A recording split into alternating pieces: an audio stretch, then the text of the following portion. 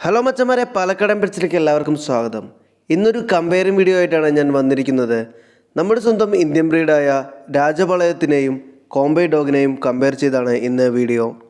എല്ലാവർക്കും വീഡിയോയിലേക്ക് സ്വാഗതം. തമിഴ്നാട്ടിലെ തേനി മാവട്ടത്തിലെ കോംബൈ എന്ന സ്ഥലത്താണ് കോംബൈ നായകളുടെ ജനനം. വളരെ ധൈര്യശാലിയായ കോംബൈ നായകളെ പണ്ട് മുതലേ ഉപയോഗിച്ചിരുന്നത് വേട്ടയാടലിനു വേണ്ടിയായിരുന്നു. രാജപാളയം ഡോഗുകളെക്കുറിച്ച് നോക്കുകയാണെങ്കിൽ തമിഴ്നാട്ടിലെ വിരുദനഗർ എന്ന ജില്ലയിൽ രാജപാളയം എന്ന ഗ്രാമത്തിൽ കണ്ടിരുന്ന ഒരു നായവിഭാഗമാണ് രാജപാളയം നായ്ക്കൾ. ഇവയെ വേട്ടയ്ക്ക് ഉപയോഗിച്ചിരുന്നുവെങ്കിലും കൂടുതലായും രാജകൊട്ടാരങ്ങളുടെ കാവലിനും ബ്രിട്ടീഷുകാരുടെ കുതിരപ്പടയെ തുരത്തി ഓടിക്കുവാനുമാണ് ഉപയോഗിച്ചിരുന്നത്. ഇനി ഇവയുടെ ശരീരഘടന നോക്കാം. രാജപാളയം ഡോഗിനാണെങ്കിൽ ഏകദേശം 25 മുതൽ 30 ഇഞ്ച് വരെ ഉയരമുണ്ടാകും. കോംബൈ ഡോഗിന് 23 മുതൽ 28 വരെയും ഉയരമുണ്ടാകുന്നു.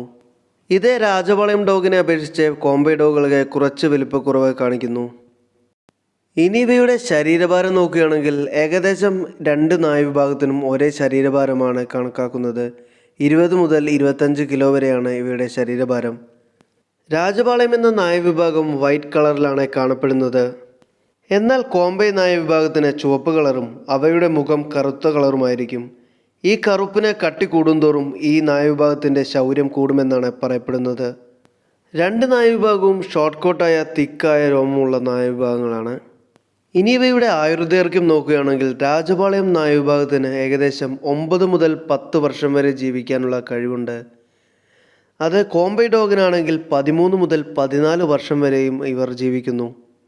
ഇനി ഇവയുടെ വില വരുന്നത് രാജപാളയം നായവിഭാഗത്തിന് 8000 മുതൽ 12000 രൂപ വരെ വില വരുന്നു.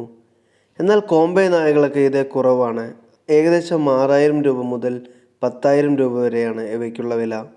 ഇവയുടെ ഈ വില വിവരം പല സ്ഥലത്തും പല റേറ്റിലാണ് കാണപ്പെടുന്നത്. അതുകൊണ്ട് തന്നെ പപ്പിയെ എടുക്കുമ്പോൾ അവയുടെ മാതാപിതാക്കളെ കണ്ടിട്ട് മാത്രം എടുക്കുക.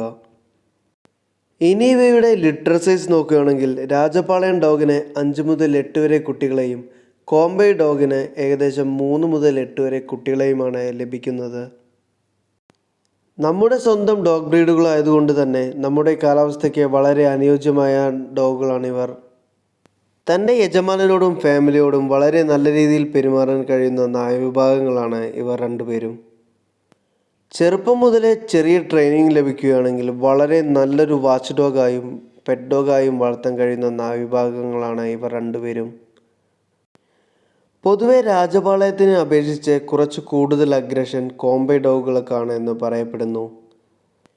വേണ്ടി വന്നാൽ തൻ്റെ യജമാനു വേണ്ടി മരിക്കാൻ വരെ തയ്യാറായി നിൽക്കുന്ന വളരെ നല്ല പോരാളികളാണ് ഈ 2 നായവിഭാഗങ്ങളും.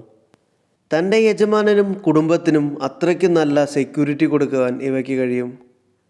എന്നാൽ മറ്റു ഫോറിൻ ബ്രീഡുകളെ പോലെ അധിക ചെലവൊന്നുമില്ലതാനും നമ്മുടെ ഒപ്പം ഒരാളായി ഇവർ അങ്ങ് കഴിഞ്ഞുകൊള്ളും.